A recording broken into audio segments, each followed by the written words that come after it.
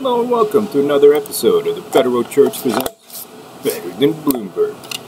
Continuing our coverage of the global financial system collapse 2023, the worst ever. Here's another good note from Zero Hedge. We're heading into the third phase. Oh, didn't want to do that one yet. This one was a better one. Hang on here. Oh no, I guess it didn't. This one I wanted.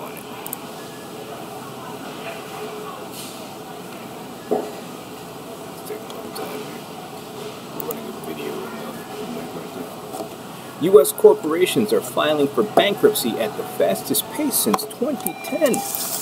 Wonder how that happened. Because you didn't donate. Pay your tithe. 10% to the big guy. One would not know it from looking at the S&P, which is going full Zimbabwe, by the way. That is money printing inflation you're looking at. And it doesn't outpace inflation either. But which just hit a 2023 high. Here's some humble parfait, by the way. But there is a bit of a bankruptcy crisis sweeping the U.S., where companies are filing for bankruptcy at the fastest pace in 13 and double 2022 levels. And the fastest year-to-date pace since 2010, according to S&P Global Market Intelligence. Yeah, how did that happen? Must be all those damn fools.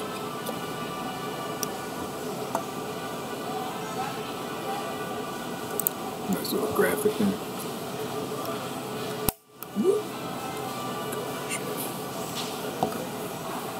Biodegradable fucking utensils.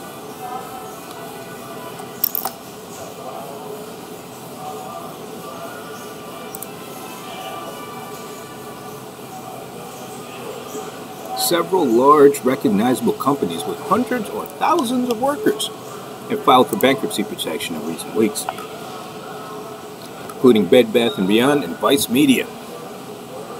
Bullshit leftist propagandists, although their financial troubles predated the recent economic turmoil.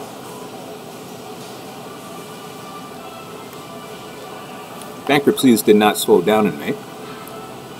In just the past week saw 8 companies with more than $500 million in liabilities filed for Chapter 11 bankruptcy, including 5 in a single 24-hour stretch last week, making this the busiest week for Chapter 11 filings so far this year. In 2022, the monthly average was just over 3 filings.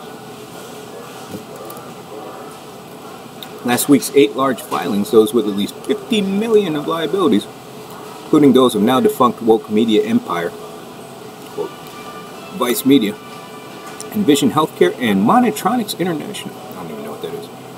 Prior to last week, the busiest 7-day stretch this year belonged to a week in late February that saw firms including COVID-19 test maker Lucira Health, generic maker, drug maker Acorn, and former SPAC Starry Group kick off insolvency proceedings. And again, especially with those SPAC type, shenanigans, you're going to see a lot of bankruptcies. Because now there's no more cheap, free money to be flowing around. To be holding up these zombie companies.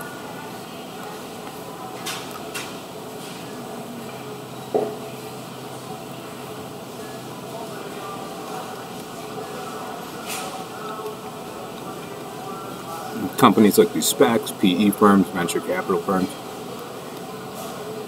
that basically need to borrow a lot of cheap money for you to run their businesses. Well, those aren't going to be doing so well.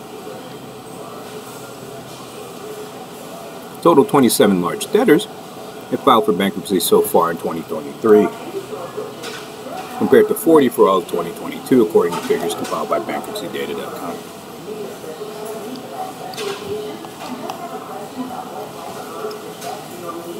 Among all types of companies, large and small, the increase in bankruptcies is somewhat more muted, with filings remaining below pre-pandemic levels and historic norms, according to Mark Zandi, chief economist at Moody's Analytics.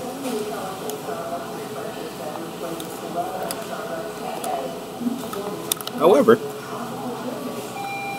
filings, especially among large and profitable companies, again, they're all fucking unprofitable, supposedly they're going for growth, are ramping up at a frenzied pace as interest rates rise, pandemic-era government support dries up, sales growth slows amid a cooling economy.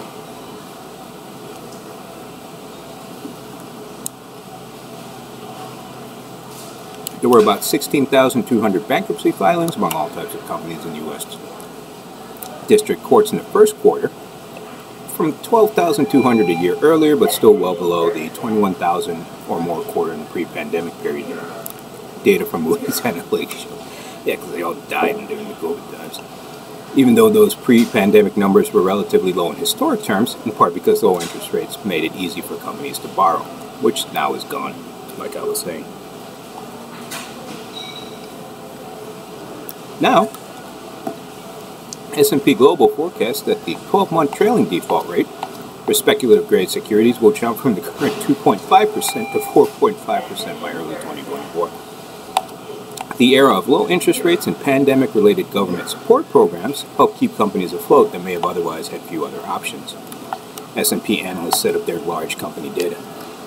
Now that interest rates are back to pre-Great Recession levels and pandemic support programs are largely over, we're seeing a fresh uptick and a possible sign that companies are running out of time. And they definitely are. Yields on junk bonds have more than doubled from less than 4% in mid-2021. It's measured by the Bloomberg U.S. High Yield Index. The Fed has warned that lenders could further contract the supply of credit to businesses after recent turmoil in the banking sector.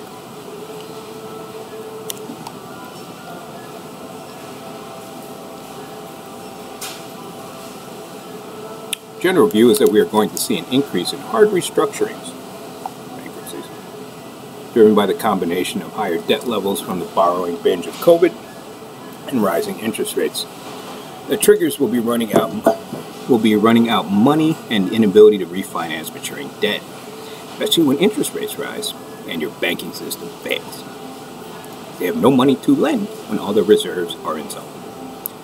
An investment banker at Moelis who advises clients across distressed situations. Some companies have used every trick in the book and now have run out of tricks.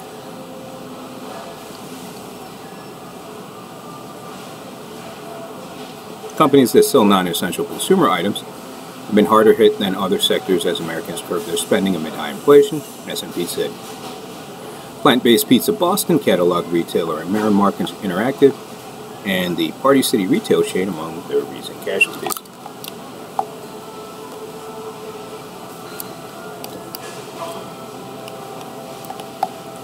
Last month, the dress retailer David Bridal filed for bankruptcy for the second time in 5 years. It said it was seeking a buyer days after informing state labor departments that it planned to lay off more than 9,000 employees. And that's the best part of the bank bill. Millions of people will be unemployed.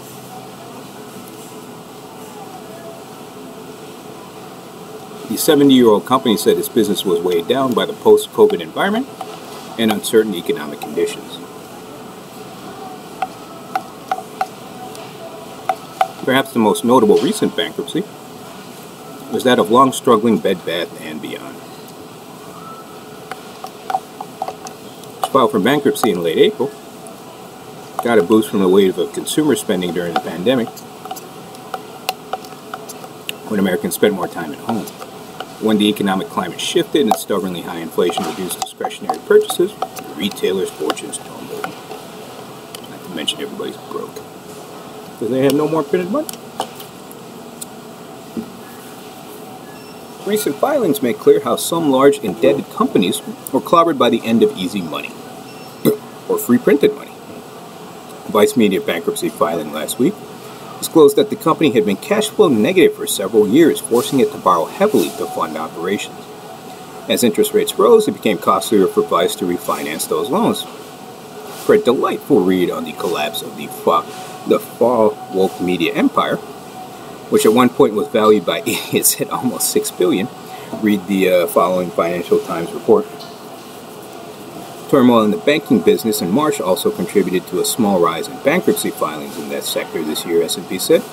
Most notable filing was SVB Financial Group, parent company of Silicon Valley Bank, which collapsed after a run on the bank's deposits. And don't forget why. Because you did not make your donations, and you did not pay your tithe. Yeah, pay in the Bitcoin wallet below, or Cashapp. 10% to the big guy.